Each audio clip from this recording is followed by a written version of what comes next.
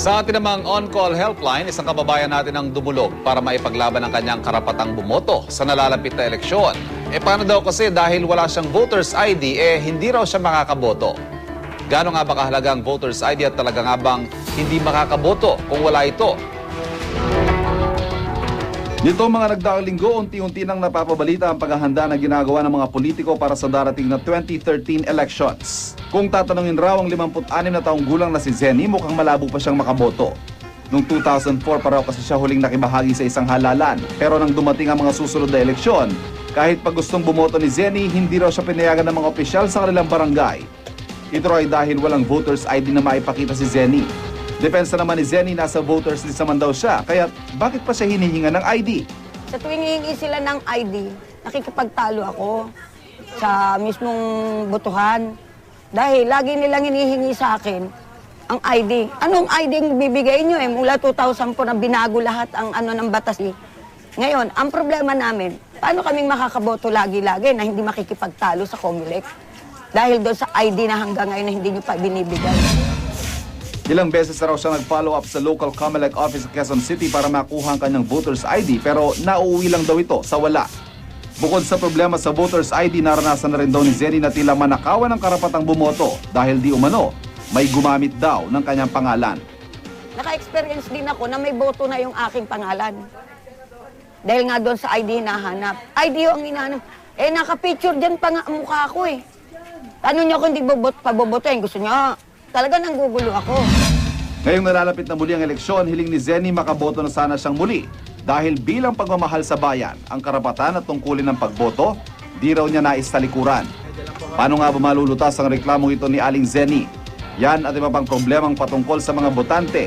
Sasagutin ang kinatawan ng COMELEC ngayong hapon, live. Nagtataka rin ako dahil ako mismo hindi pa ako nagkaroon sa buong buhay ko ng COMELEC ID.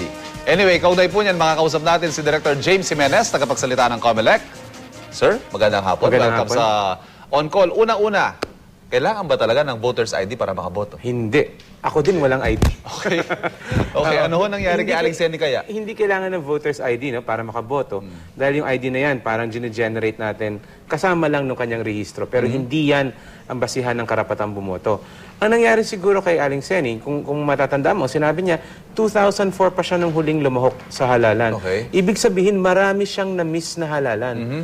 Kapag nangyari po kasi na may dalawang sunod na eleksyon kayong hindi bumoto, nadi-deactivate po kayo. Nasa listahan pa rin kayo, pero hindi kayo makakaboto.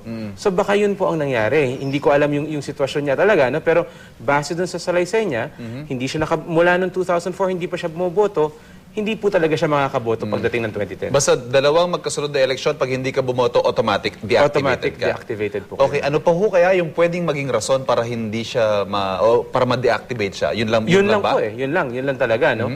Yung sinasabi nga kaya ng MIA, non-use. Kapag hindi mo ginamit yung karapatan na bumoto, nadi-deactivate po yan. Ang magandang gawin ni Aling Zenny ngayon, dahil mahaba pa yung panahon, magpa-reactivate po siya.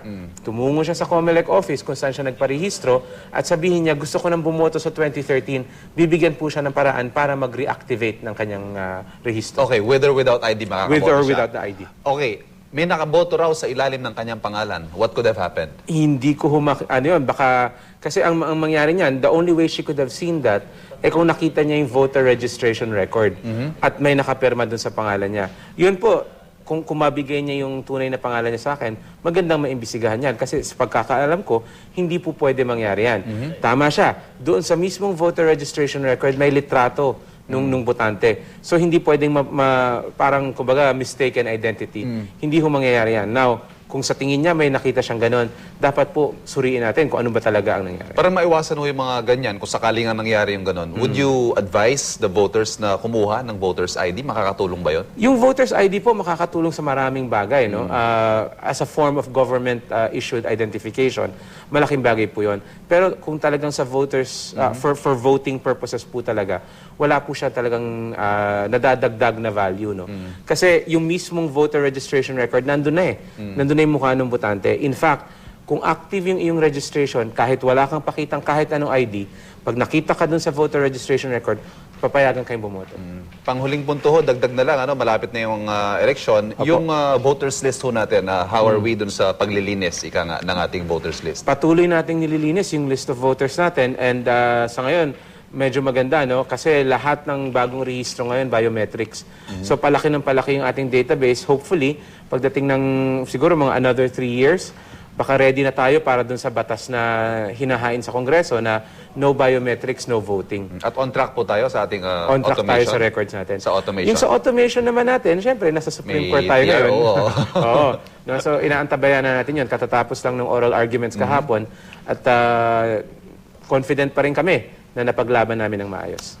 Maraming salamat kay Director James Jimenez. Samantala, makakasama pa rin po natin mamaya si Director Jimenez para sagutin ang ilang katanungan ng ating mga on-caller.